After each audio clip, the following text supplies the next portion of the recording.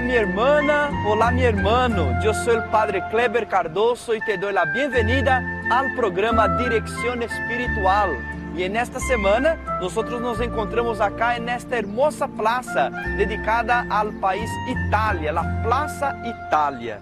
Y en el programa de esta semana seleccionamos a dos correos electrónicos que una hermana y un hermano nos enviaron pidiendo orientación. En el primer correo, una hermana nos comentó que confirmó su sospecha de que su hijo de 20 años consume marihuana. Dijo que le costó creerlo, pues su hijo es muy inteligente y consciente de los males causados por las drogas. Dijo que tuvieron una fuerte discusión y sin embargo el muchacho sigue consumiendo la droga. Ella reclama que su esposo se omite y no le apoya.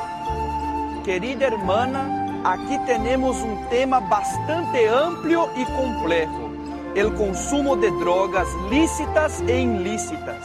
Se trata de un desafío cada vez más presente que todos debemos afrontar con seriedad. Las familias, los colegios, las universidades, las iglesias y religiones, las iniciativas públicas y privadas. Es un fantasma que asombra a ricos y pobres, a jóvenes y adultos, a mujeres y hombres, a simples y letrados, en los grandes centros urbanos y en las ciudades del interior también. Ya no podemos más barrer la suciedad debajo de la alfombra. Se entiende tu sentimiento de decepción e impotencia, pero ahora lo más importante es ayudarle a tu hijo a darse cuenta de que es posible recuperarse de la drogadicción y que es posible ser feliz sin consumir drogas.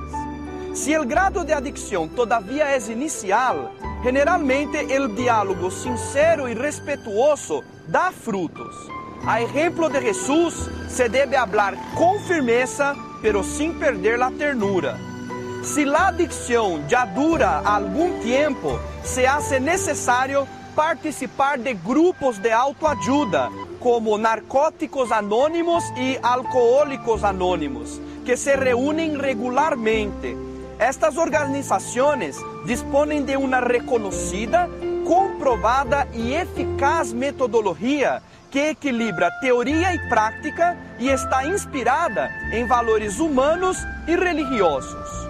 Ahora, si la adicción ya es en un grado avanzado, son imprescindibles la internación y el aislamiento social en una comunidad terapéutica para que la persona pueda desintoxicarse, reeducarse para la sana convivencia familiar y social y luego ser procesualmente reintegrada a la sociedad.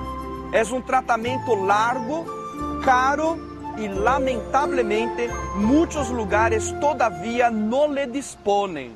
Por eso es tan importante invertir más en la prevención, apoyando afectiva y efectivamente las políticas públicas y privadas que interceptan la venta y distribución de las más distintas drogas, que denuncian la venta de bebidas alcohólicas y cigarrillos a menores de edad, que exigen de las autoridades y de la policía la penalización para los productores, traficantes y consumidores de drogas, sobre todo las ilícitas. Y te digo, hermana, que tu marido y tú también van a necesitar de apoyo psicológico para saber qué decirle a tu hijo y cómo tratarle para que la recuperación se concrete. Por eso hay grupos de autoayuda también para los familiares de los consumidores de drogas. Por suerte, estos grupos suelen ser gratuitos. Por eso mismo, sería importantísimo que nuestras comunidades pudiesen disponer sus predios a estos grupos de autoayuda. Acordémonos que este es un desafío para todos nosotros. Tenemos que sumar fuerzas para salir vencedores. Y en el segundo correo, un hermano nos comentó que su familia se enteró de que su hermana es homosexual. Hace 3 años, ella y una amiga se fueron a Formosa, Argentina, para trabajar. El pasado octubre, las dos vinieron para el cumpleaños de una amiga, también homosexual, y aprovecharon la oportunidad para asumir ante su familia la relación que llevan. Ellas volvieron a Formosa, pero la familia sigue chocada con la situación. Querido hermano, estamos viviendo tiempos desafiadores para nuestra fe. Antiguamente era más clara la diferencia entre el bien y el mal. Es como si el mundo fuese visto desde una pantalla en blanco y negro.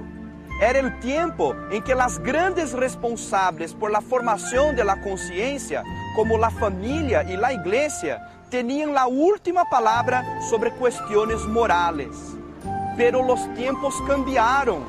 Con el adviento de la psicología, sociología, genética, ética, las grandes cuestiones humanas pasaron a ser vistas desde distintas perspectivas, como en una pantalla en color.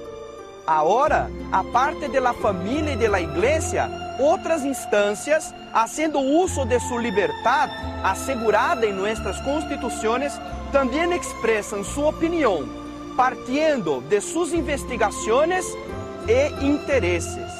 Ya no es más tan clara la diferencia entre el bien y el mal.